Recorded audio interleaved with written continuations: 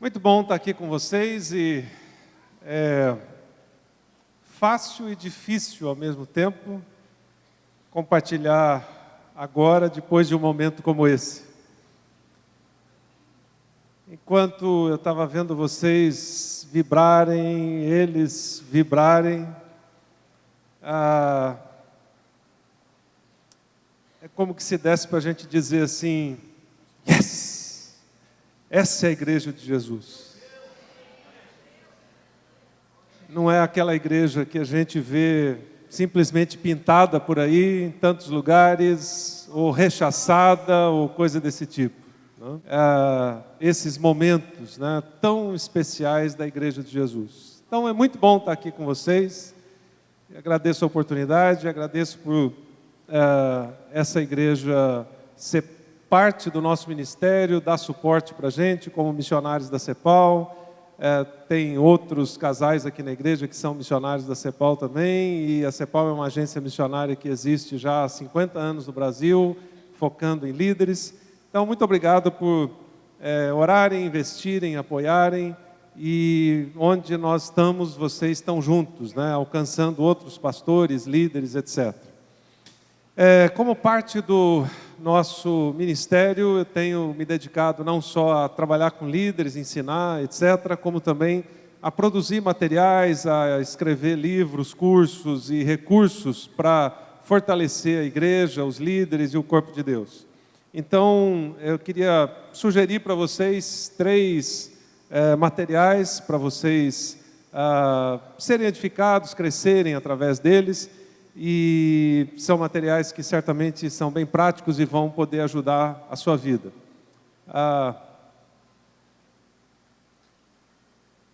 Conseguiu? Joia. Na época do retroprojetor a gente não tinha esse problema, era só apertar um botão, né? Joia. Vamos lá, pode avançar 2 vezes aí que a gente chega lá. Primeiro recurso que eu quero indicar para vocês é um livro chamado Família S.A. Pode mais um. É um livro que vai ajudar você, sua família, é uma história, na verdade, a história do Mário, da Beth, da Alana e do Júnior, que já viviam juntos há um tempo, mas que precisavam encontrar um rumo, uma direção, e baseado na palavra, essa família constrói, então, um plano de longo prazo para a sua vida, não só na área financeira, mas em todas as áreas. E eu tenho aprendido que os planos, seja da sua vida profissional, do seu ministério, ou de qualquer área da sua vida, nunca serão melhores do que os planos da sua família. Então, esse livro vai ajudar você nisso. O outro recurso que eu quero sugerir é um livro chamado Duras Crises, Grandes Sonhos. Alguém aqui, por acaso, já viveu alguma crise na vida ou não? Não acontece isso aqui? Acho que não, né? Pelo jeito, acho que não, né? Mas o fato é que todos nós passamos por duras crises. E eu aprendi ao longo do tempo que os grandes sonhos normalmente são realizados a partir de duras crises. Então, se você quer entender um pouquinho melhor isso, esse livro vai te ajudar através de um personagem bíblico que passou por duras crises, mas Deus realizou os sonhos que tinha através da vida dele. E por fim, um material chamado Discipulado que Transforma. É um livro que a gente até usou esse final de semana para estudar com os líderes e como esse assunto vai ser cada vez mais tratado com vocês daqui para frente, pelo processo que a igreja está iniciando. Eu gostaria de sugerir que você lesse, são histórias baseadas em vidas de pessoas que foram transformadas através do discipulado, e ali também tem os princípios para vocês entenderem isso. Então, são recursos que a gente produz no nosso ministério para abençoar a sua vida. Bom, eu quero compartilhar com vocês hoje exatamente sobre o tema que a gente tratou todo esse final de semana com a liderança, que vocês vão ter cada vez mais presente a partir de agora aqui na igreja, que é discipulado. Às vezes a gente faz uma ideia tão complexa sobre o que é discipulado e às vezes a gente não entende isso por vários motivos. Primeiro porque ao longo dos últimos, talvez 70, 80 anos, nós como igreja deixamos esse assunto de lado. Então, só para ilustrar, eu queria compartilhar rapidinho a minha própria história sobre esse assunto para que você entendesse o que isso significa. Eu nasci na maternidade, mas como a gente sempre diz, a gente nasceu na igreja, né? Meus pais eram cristãos, então, desde a barriga da minha mãe eu vou na igreja. e participei lá de todas aquelas classes. Para quem está na igreja, talvez há bastante tempo, talvez tenha participado, né, da classe Cordeirinhos de Jesus, Joias de Cristo, qualquer coisa desse tipo, né? E depois a pré-infância, infância, pré-adolescência, adolescência, juventude, etc. E eu me lembro que já na adolescência, depois de ter ido na igreja tantas vezes, assistido tantos cultos, participado de tantas reuniões, eu ficava olhando e dizendo assim, será que não tem mais nada que vai acontecer aqui de interessante?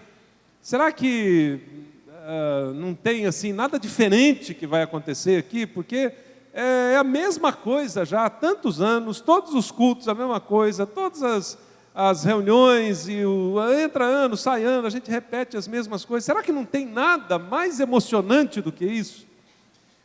E pelo menos até os 20 anos de idade eu nunca ouvi a palavra discipulado na minha vida, apesar dela ser parte da maior ordem que Jesus deu para a gente, da grande comissão, apesar de ser a coisa que Jesus mais fez durante seu ministério aqui na terra, investir a vida dele em 12 homens. Eu obviamente vi a palavra discipulado na Bíblia, mas ninguém nunca parou e me explicou o que era isso, ou pelo menos chegou perto de mim, pôs a mão no ombro e disse, vem aqui Josué, eu vou te explicar, eu vou te ensinar através da minha vida, como é que a gente pode seguir a Jesus, ser um discípulo dele, porque parecia para mim que discípulo de Jesus era um negócio que morreu lá quando Jesus voltou para o céu, era só aqueles 12, ninguém nunca mais ia ser discípulo ou coisa desse tipo, e era uma coisa distante. Aí quando eu, bem cedo ainda, fui para a faculdade teológica, estudar teologia, eu ouvi essa palavra de uma forma mais intensa lá na faculdade. E teve um homem especial que até 2 anos atrás, quando ele faleceu, foi uma referência para mim, um mentor, um discipulador, etc., um homem chamado Ari Veloso, que começou a falar disso. E quando ele começou a falar, a gente se encantou por aquilo e disse, uau, é isso!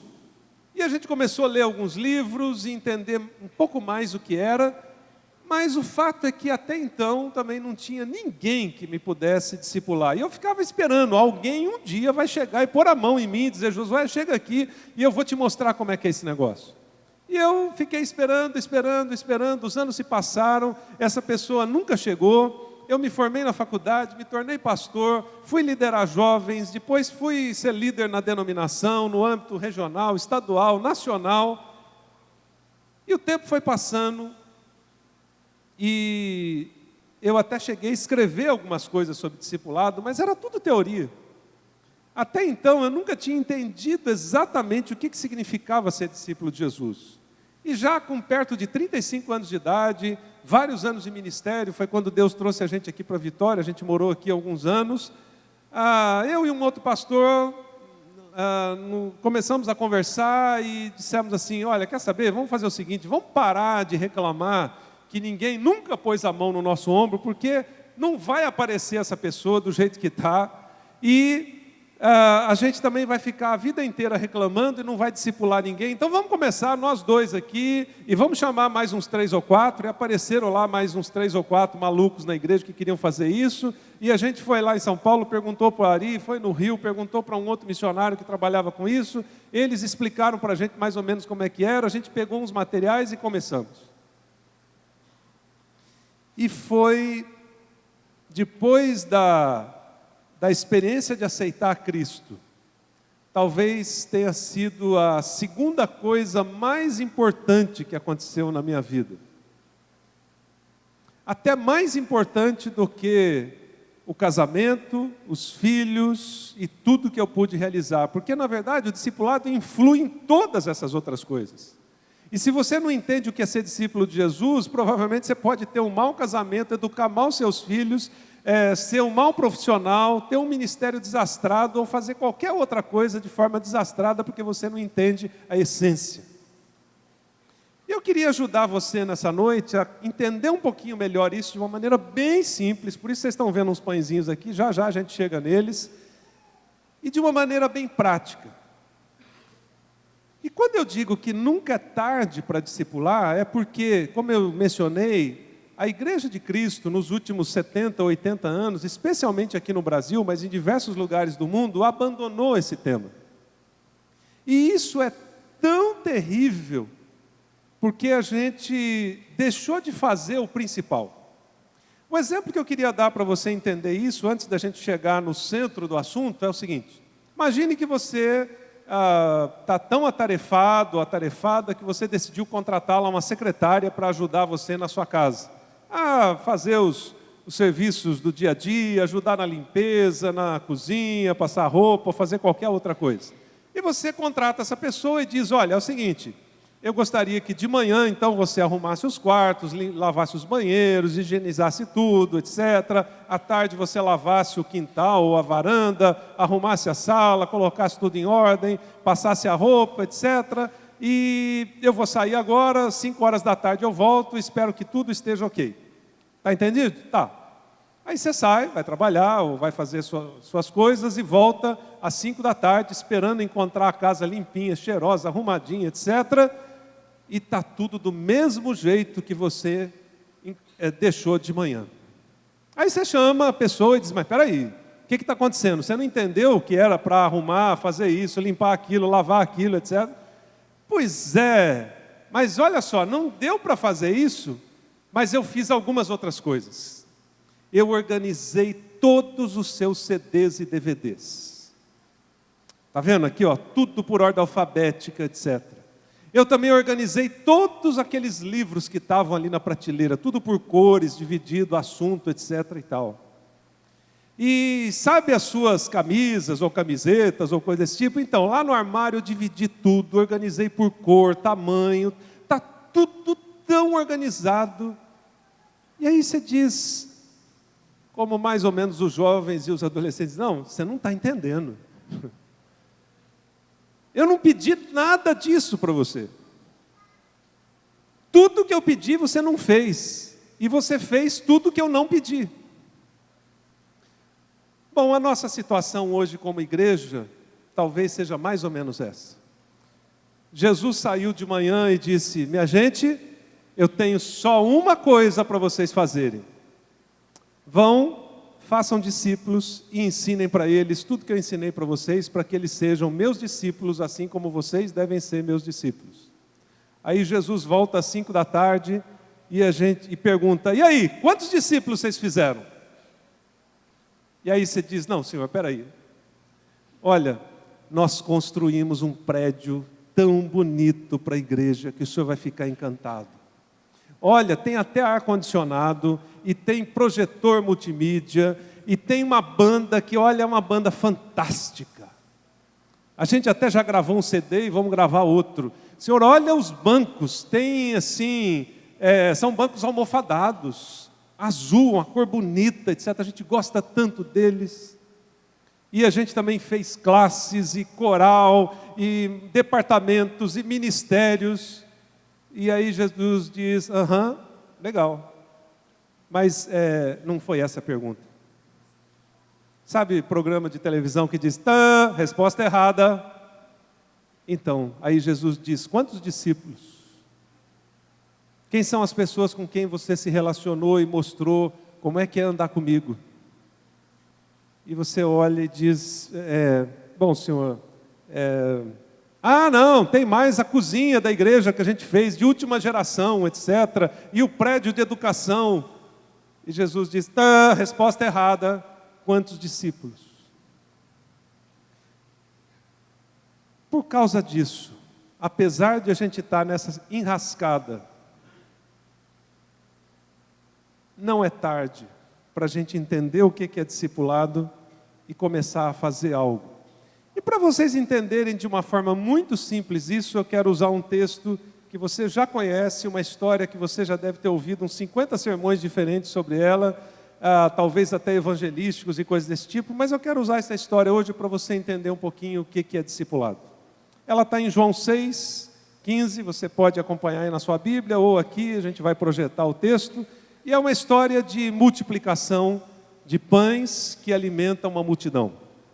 E o texto diz assim, algum tempo depois, pode avançar aí que tem o texto. Algum tempo depois, Jesus partiu para outra margem do mar da Galileia, ou seja, o mar de Tiberíades, e uma grande multidão continuava a segui-lo, porque vira os sinais miraculosos que ele havia realizado nos doentes. Então Jesus subiu ao monte, sentou-se com os seus discípulos, e estava próxima a festa judaica da Páscoa.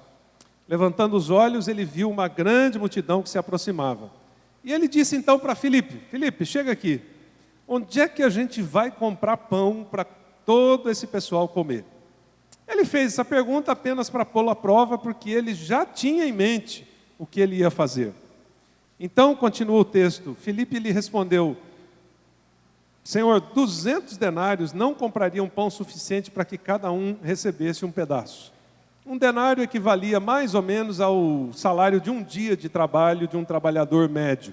Então seria o equivalente a 200 dias de trabalho de uma pessoa para poder alimentar aquela multidão.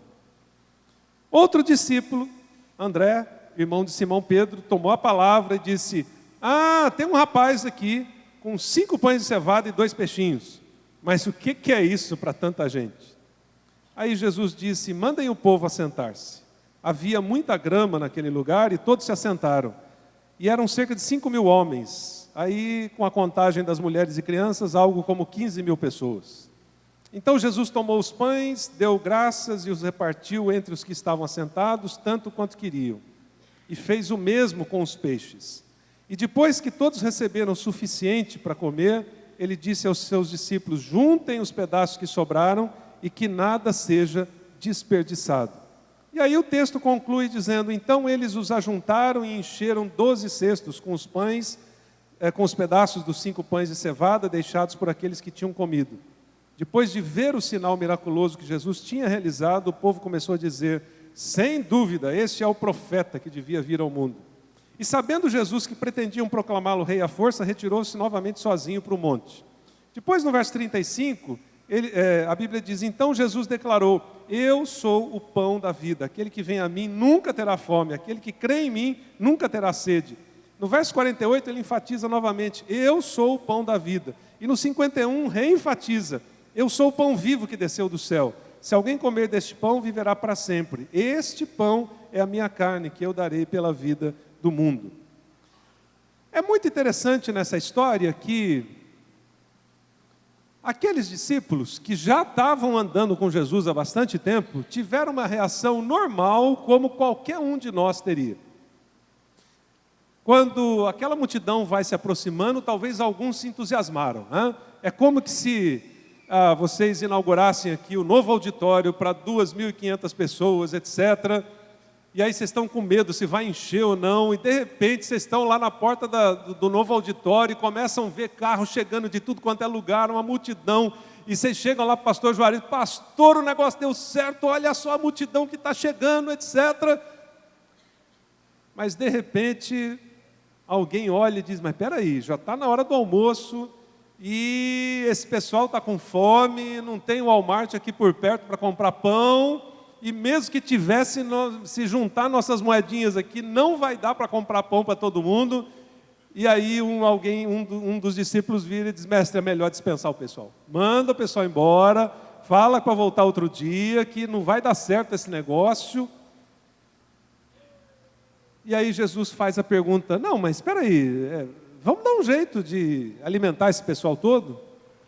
E aí você pode imaginar na cabeça deles, mais ou menos como na nossa, né? Assim, não tem fé de um tamanho de um grão de mostarda para acreditar que Jesus pode fazer milagre. Dá um parafuso. Talvez os discípulos olham um para o outro e dizem: o mestre está ficando biruta, está doido.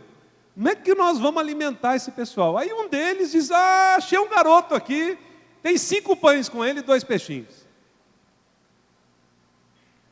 Aí Jesus diz: ótimo, então manda o pessoal sentar na grama, eu vou orar, e vocês vão começar a distribuir o pão. Aí o pessoal diz: bom, agora endoidou de vez. Porque, olha só, 5 pãezinhos, vamos fazer as contas aí, pega a calculadora, Pedro, divide aí, 5 pães por 15.000 pessoas, vê quantos gramas dá para cada um, vai dar 0, alguma coisa. Como é que nós vamos dividir isso aqui por 15.000? Não vai dar nada, uma migalha para cada um, não dá nem para fazer a ceia.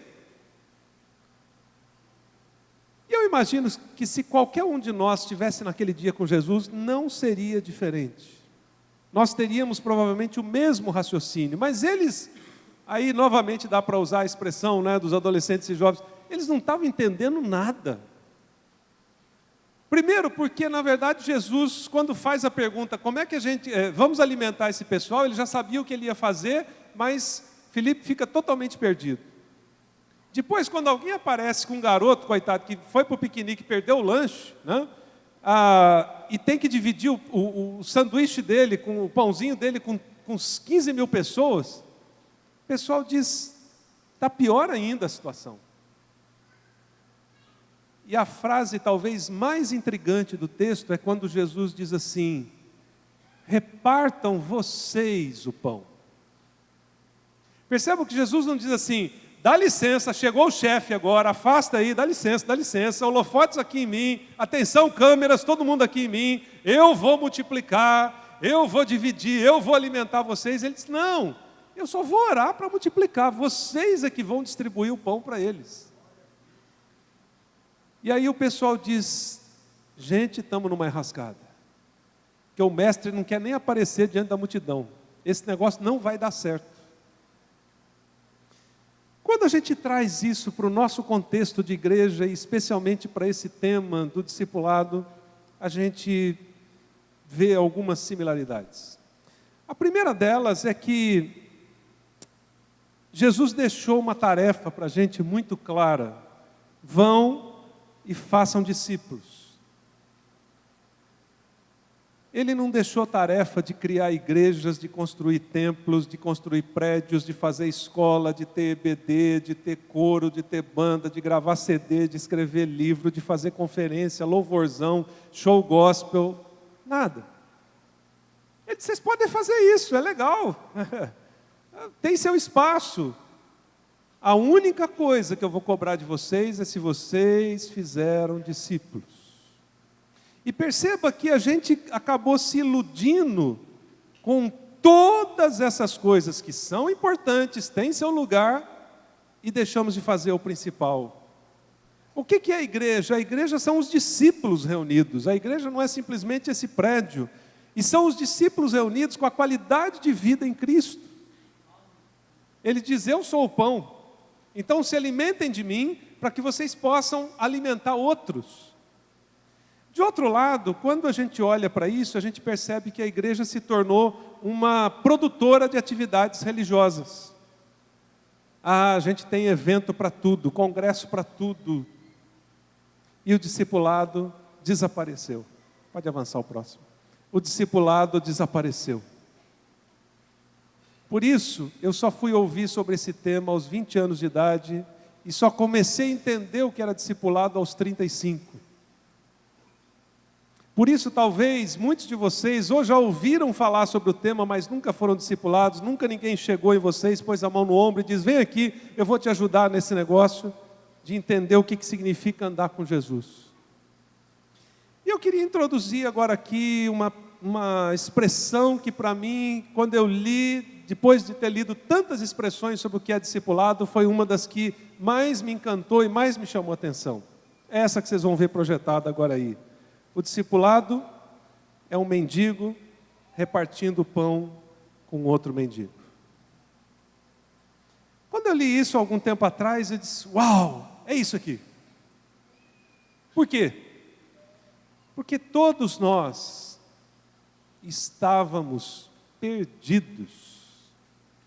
E se não fosse a graça de Deus alcançando a nossa vida através de Jesus, nós literalmente seríamos dizimados pelo fogo do inferno. Então, Jesus deu uma nova perspectiva de vida para a gente. Mas nós continuamos sendo mendigos. Por quê? Porque todo dia eu preciso me alimentar um pouco mais do pão vivo que é Jesus, da graça de Deus, para continuar transformando a minha vida. Tem 1 milhão de coisas que precisam mudar ainda em mim, e em você também. Tem coisas que o Espírito Santo precisa transformar no nosso coração, na nossa mente, na nossa forma de falar, na nossa reação, nos nossos olhos ou no nosso olhar, nas nossas ações e reações.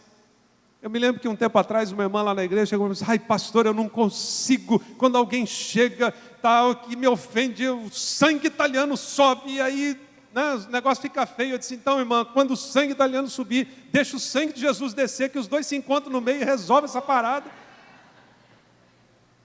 Tem um monte de coisas na nossa vida que precisa de ajuste. Por isso, continuamos sendo mendigos espiritualmente.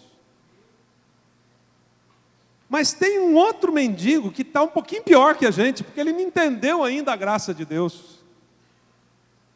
Então, quando eu recebo o pão vivo, que é Jesus, e me alimento dele, e esse alimento transforma a minha vida, a melhor coisa que eu posso fazer é chegar para o outro que está do lado, também mendigo igual eu, um pouquinho pior talvez, e dizer: vamos repartir esse pão e vamos comer junto. Deixa eu te ensinar como é que a gente anda com Jesus. E é interessante que essa semana, enquanto eu estava preparando isso, alguém me relatou uma experiência que um programa de televisão fez esses dias lá em São Paulo. Eles pegaram uma pessoa, colocaram uma roupinha mais surrada e tal, não chegava a ser um mendigo, mas estava assim bem surradinho, e levaram ele no shopping. Todas as famílias lá, bonitas, cheirosas, a criançada, etc. Todo mundo tomando aquele lanche gostoso. E aí ele sentava do lado de uma mesa, ficava assim olhando, sabe, aquela cara de fome e tal. Ninguém falava nada. Daqui a pouco ele dizia: será que dá para dar um pedacinho do seu lanche? Eu não quero dinheiro, não quero nada, estou com uma fome tremenda. O pessoal: não, afasta aí, puxa as crianças para cá, puxa o lanche, etc. E foi impressionante que ninguém deu nada para ele. Na segunda parte da experiência, eles pegaram um mendigo, aí deram uma melhoradinha nele, tiraram um pouco o cheiro, tal, passaram perfume, levaram para o shopping. Compraram uma caixa de esfirra assim para ele, deram e colocaram ele sentado numa mesa. E aí o mesmo rapaz chega lá, senta do lado, fica olhando assim com aquela cara de fome, e daqui a pouco ele diz: será que daria para você dar um pedacinho da esfirra? Eu estou com uma fome. Claro, pega aí metade para você. Quando eu olhei isso, eu disse: somos nós. Se eu ganho um bolo de chocolate, eu quero ele inteiro para mim. Pois eu tenho que ir para a academia, tenho que fazer aquelas loucuras todas para perder as calorias, não, mas eu quero o bolo inteiro para mim.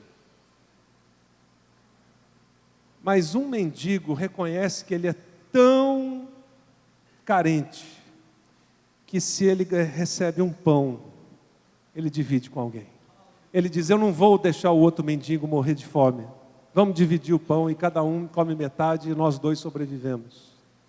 Nós precisamos, a primeira coisa que nós precisamos reconhecer para sermos discípulos e fazermos discípulos é que somos mendigos.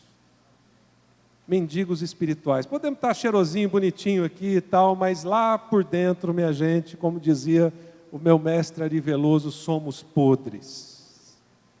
Tem um monte de coisa que Jesus precisa transformar na nossa vida. E essa transformação só acontece quando eu me alimento dele a cada dia. Agora, quando a gente passa a entender isso, então, a gente entende um pouco o raciocínio dos discípulos nessa conversa dessa história com Jesus. Primeiro é que as pessoas famintas buscam comida. E elas buscam comida onde elas sabem que tem comida. Ninguém vai numa loja de parafuso para comprar comida. Você vai normalmente no supermercado, na padaria ou em algum lugar assim. As pessoas que precisam de alimento, elas buscam você, elas buscam a igreja de Cristo, porque é aqui que elas vão encontrar alimento que satisfaz a vida delas. Não é a sua vida, nem é a vida estrutural da igreja, mas é Jesus.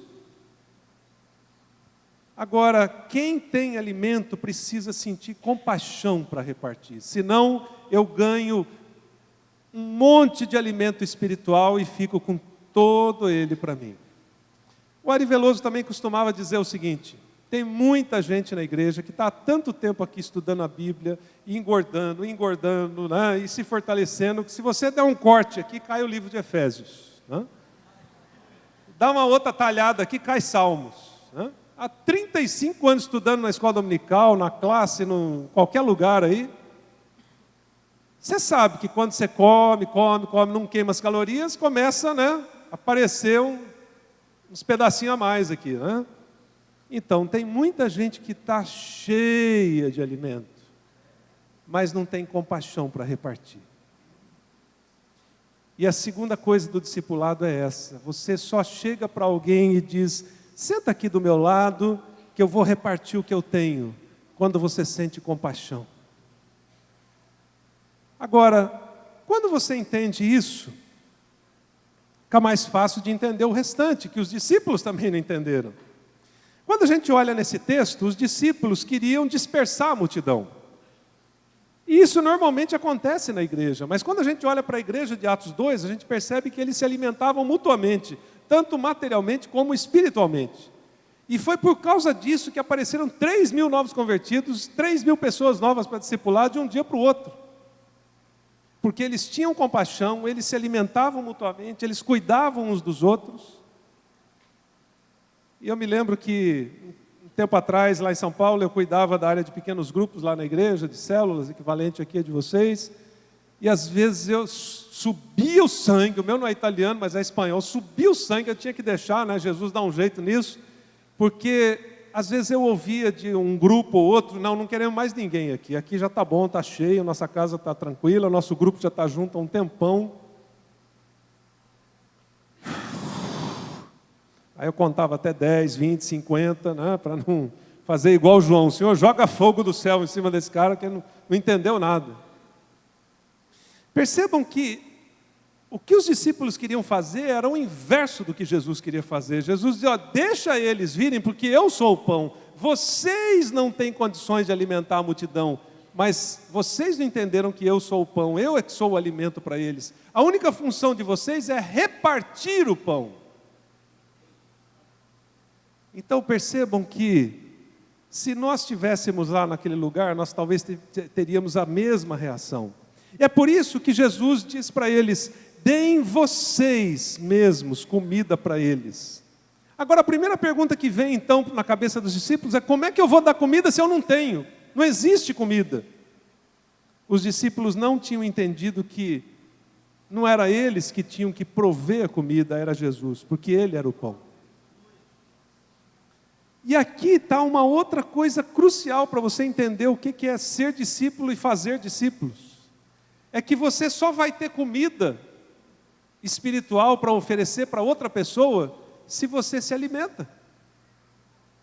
Eu só tenho energia quando eu pego esse pão e me alimento dele. Não adianta eu só ficar olhando para ele aqui, não vai vir uma onda de energia do pão e entrar na minha mente, no meu estômago para me alimentar, eu tenho que me alimentar. E talvez esse seja um outro problema que a gente tenha hoje. A gente não se alimenta da palavra, não anda com Jesus, não tem tempo de oração, não aprofunda a nossa vida espiritual e nosso relacionamento com Deus. Por isso a gente sempre usa como desculpa que eu não estou preparado para discipular. Eu lembrei até de uma historinha que aconteceu esses dias comigo, tragicômica. Eu estava no aeroporto esperando um voo e estava lá numa sala de espera, e aí entrou um casal, ele um pouquinho mais velho, ela um pouquinho mais nova, com duas crianças. Uma mais ou menos bebê, de colo ainda e tal, e uma outra, devia ter uns 2 anos e meio, correndo para lá e para cá. A mãe, coitada, esbaforida lá com o neném, e olhava o outro menino, você vem aqui, senta aqui, ele subia, trepava, corria, pulava, e o pai lá. Aí chegou uma hora que ela disse, querido, será que dá para você olhar o fulano para mim? Ele disse, querida, você sabe que eu não estou preparado para isso. Aí eu olhei assim e disse, não, tem alguma coisa errada aqui, eu que não entendo, perdi alguma coisa, né? O cara deve ter uns 40 anos de idade, casou há pouco tempo, a menina está lá esbaforida, e o cara diz que não está preparado para isso. Não, peraí, tem alguma coisa errada. E às vezes é mais ou menos isso que a gente faz, quando alguém chega e diz, escuta, você não quer cuidar de fulano para mim? Aí você diz, não, eu não estou preparado para isso. Percebe? É a mesma coisa. Você está há 10, 20 ou 30 anos na igreja, já estudou a Bíblia, já leu a Bíblia 50 vezes, mas quando se trata em pôr a mão e fazer a principal coisa que Jesus diz, você diz, não estou preparado. Como assim não está preparado? O nosso argumento para não discipular é que nós não estamos prontos, mas a questão é que a gente não entende que o milagre é que o discipulado não depende do que nós temos, porque Jesus é que faz, Jesus é que multiplica. E foi essa a lição central aqui de Jesus para aqueles 12 na multiplicação dos pães. Ele diz, vocês não estão entendendo que não são vocês que vão repartir esses 5 pães, vocês só vão ser os mensageiros para entregar esses pães. Quem faz o milagre sou eu que multiplico, eu tenho como alimentar essa multidão, vocês não. E quando vocês reconhecem que vocês não têm como alimentar a multidão, mas vocês estão dispostos a repartir, eu faço o milagre. O discipulado é isso. O nosso argumento de que nós não estamos prontos é uma tremenda furada. Eu lamento te informar, tirar seu chão hoje, tirar seu tapete. E eu mesmo vivi uma ou outra situação assim. Normalmente, por exemplo, na igreja, a gente percebe uma coisa. Eu não sei se você já viu alguma cena como essa que eu vou descrever. O pastor ou um dos pastores chega para alguém e diz assim, escuta, você poderia ser líder de alguma coisa, uma área, um ministério, um grupo, uma célula? Você já ouviu alguém dizer assim, quando recebe o convite, olha, eu me sinto preparado há tanto tempo, não sei como vocês não reconheciam, estou esperando por esse convite há um tempão, eu estou doido para liderar. Alguém já presenciou assim uma conversa desse tipo? Eu nunca vi, eu já ouvi muito o contrário. Eu, líder, não, eu não estou preparado, eu não tenho condições, eu preciso fazer mais uns 15 cursos ainda.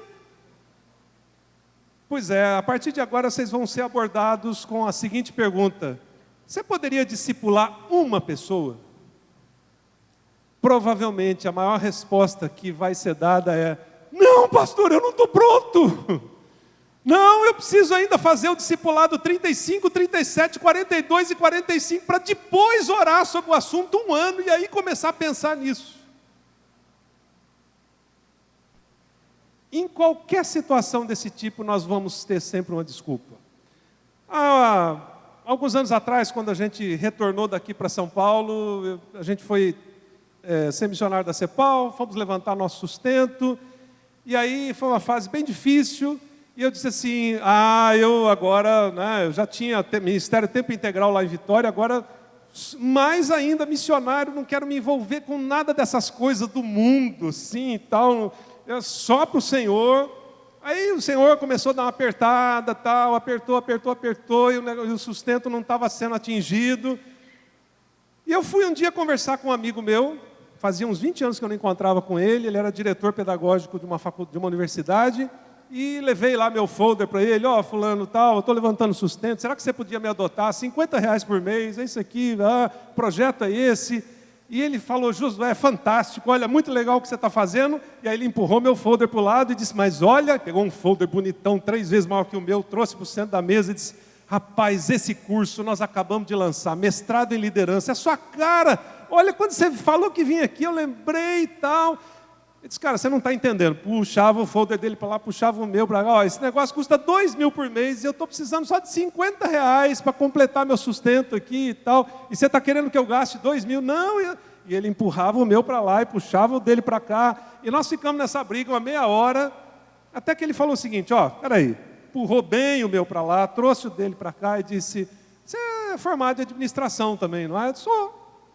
Então, estou precisando de professor de administração aqui, porque está cheio de professor, macumbeiro, umbandista aqui, estou precisando de uns crentes bons assim para vir, testemunhar para o pessoal, etc., ensinar administração, marketing, mas com outra visão. Não, eu não, sou missionário, não, que isso, né? Não. Aí não, pensa no assunto. Aí o negócio não estava virando lá no sustento, chegou uma hora que não tem jeito, vou voltar lá e vou conversar com ele. E ele falou assim, escuta, você falou que a sua esposa também precisa concluir o curso de pedagogia, então olha só, Se você entrar como professor, você já vai ter um salário, você tem 50% de bolsa no mestrado, com o seu salário você paga a outra metade, ainda sobra um troco, e a sua esposa, como esposa de professor, tem 100% de bolsa. Aí essa foi a primeira pancada na cabeça, assim, toim, né? Porque fui lá para pedir R$50, e ele me mostra um negócio que era 3 mil por mês que eu ia receber, né? Entre bolsa, curso, professor, etc. Bom, aí já que não tem jeito, não consegui sustento, vou lá dar aula de administração. Aí, mas sabe que você sai assim pela rua, chutando uma pedrinha assim, né? Ai, Deus, será que esse negócio é do Senhor? Fui lá, assinei o contrato, fui dar aula. Primeiro dia de aula, dei minha aula de administração, etc. A turma foi embora, ficou uma meia dúzia ali, como sempre, conversando. Aí, no final, ficou uma menina e disse assim, professor, eu vi que você é bem diferente e tal, e eu estou com uns problemas lá na empresa, sou gerente, estou com uma situação assim, assim, assim, será que você podia me ajudar em alguma coisa? Eu disse, olha, quem sabe tenta isso aqui. Ela disse, não, já tentei e não deu. Isso aqui, não, também não. Isso aqui, não. E aí foi, 1, 2, 3, 4, 5, 10 coisas. Não... E depois de esgotadas todas as possibilidades, eu disse, olha, vou te dizer um negócio que é meio estranho, né? E fiquei naquela, eu falo, não falo, tal, mas o Espírito Santo estava ali incomodando, não vou falar. Disse, olha, eu sou cristão e eu podia orar por você numa situação dessa. Ela disse, era isso que eu estava precisando. Era exatamente isso. Aí vou eu para casa outra vez, chutando uma pedrinha na rua, né?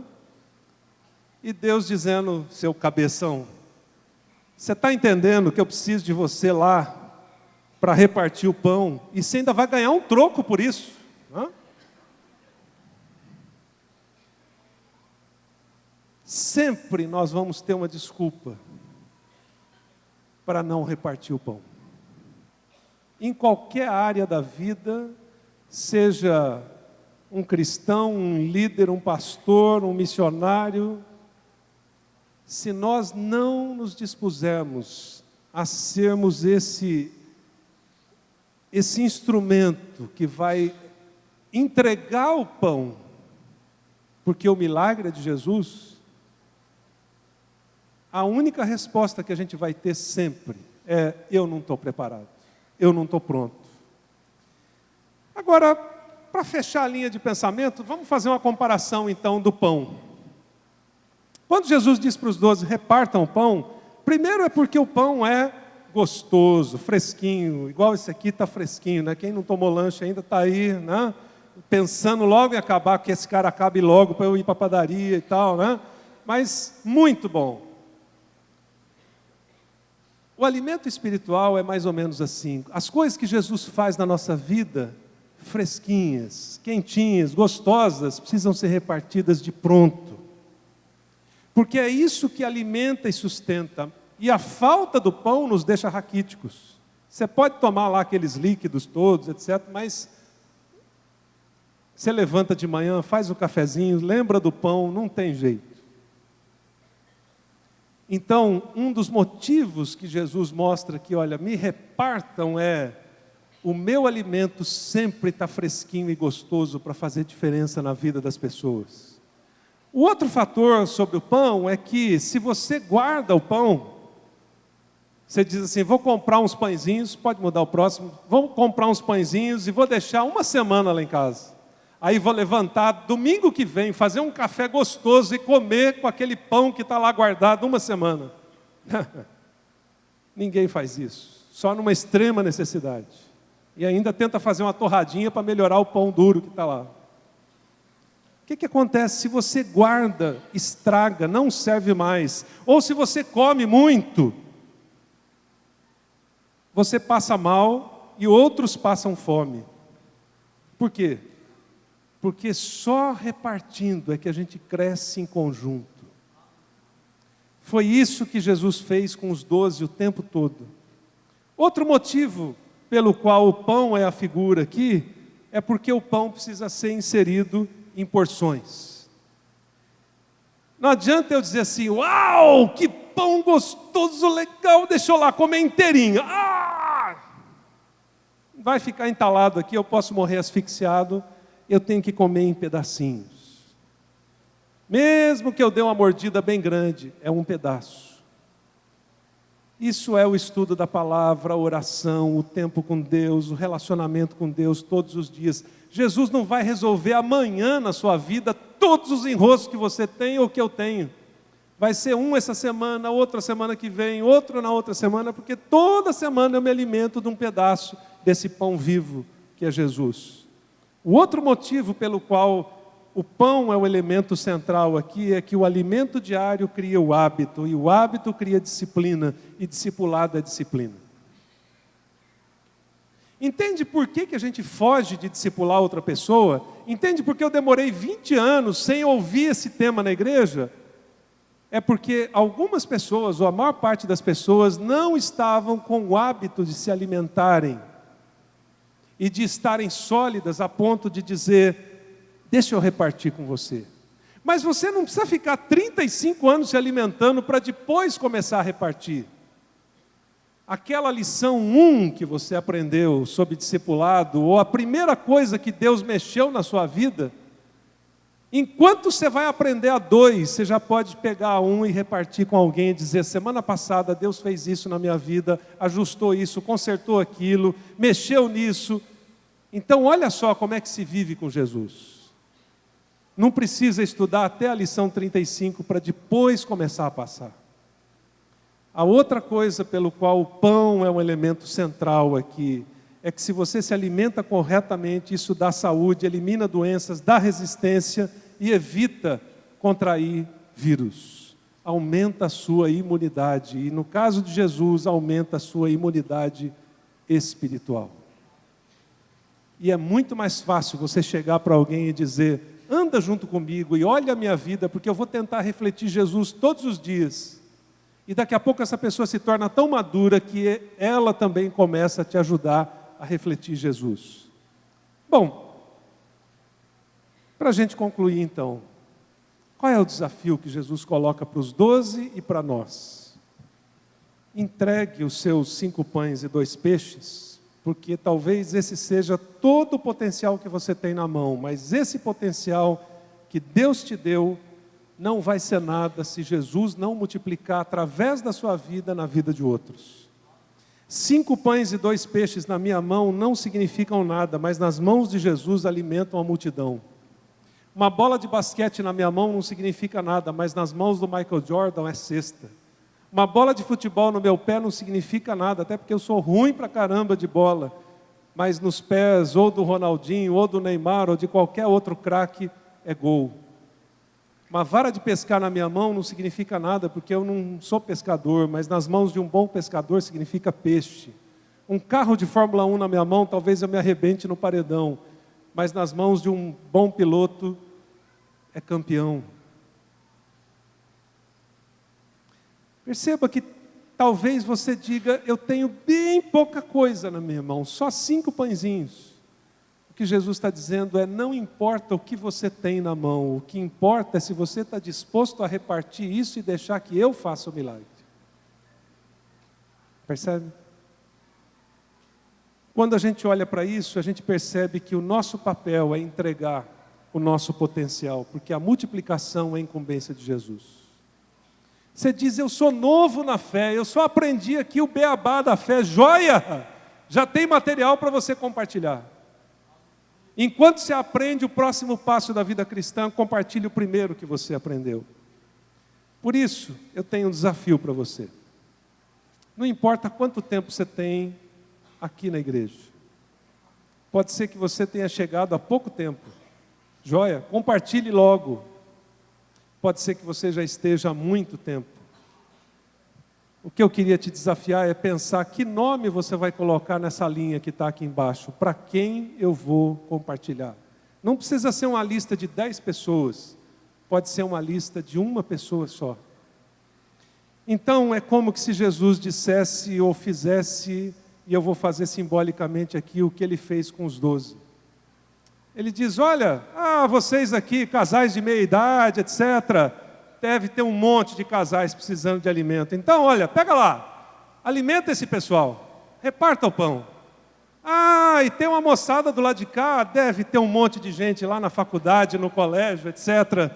Reparta o pão com eles. Ah, mas do lado de cá tem gente mais jovem, etc., que precisa repartir o pão lá com o pessoal, então repartam lá com eles. Foi isso que Jesus fez naquele dia. E o pessoal repartiu, e no final sobrou 12 cestos. Um escritor diz que é um para a incredulidade de cada discípulo. Então o desafio é, pense em uma pessoa, para quem você vai pegar aquilo que você já sabe e dizer, vem aqui, vamos dividir esse pãozinho juntos, e vamos ganhar mais gente para Jesus, e fazer diferença no mundo. Entenderam? Viram como é simples? Então agora, repartam o pão. Vamos orar? Senhor, que desafio tremendo e simples ao mesmo tempo que o Senhor nos deixou. O Senhor se propôs a ser o pão vivo na nossa vida e nos alimentar e sustentar a nossa vida cada dia em todas as áreas. E a única coisa que o Senhor pediu é, vão e repartam isso.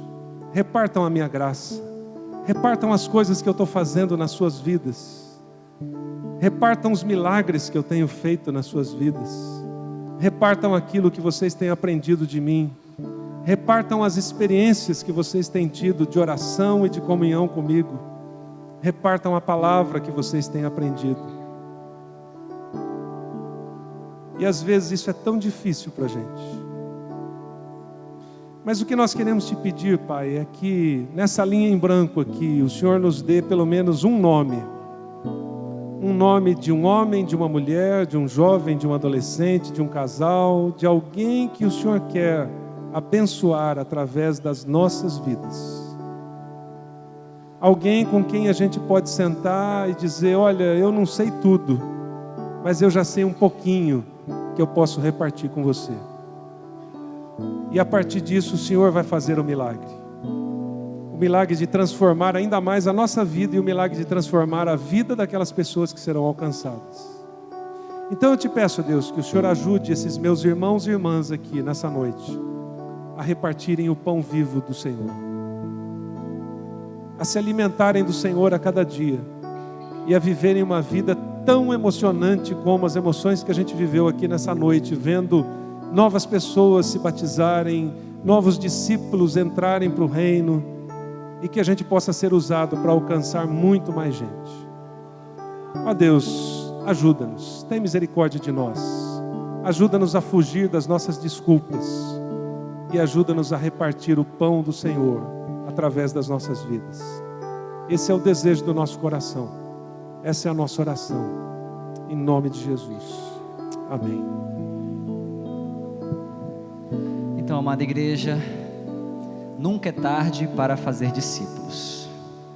Esse é o tema da mensagem que o pastor Josué Campanha compartilhou conosco. Nunca é tarde para fazer.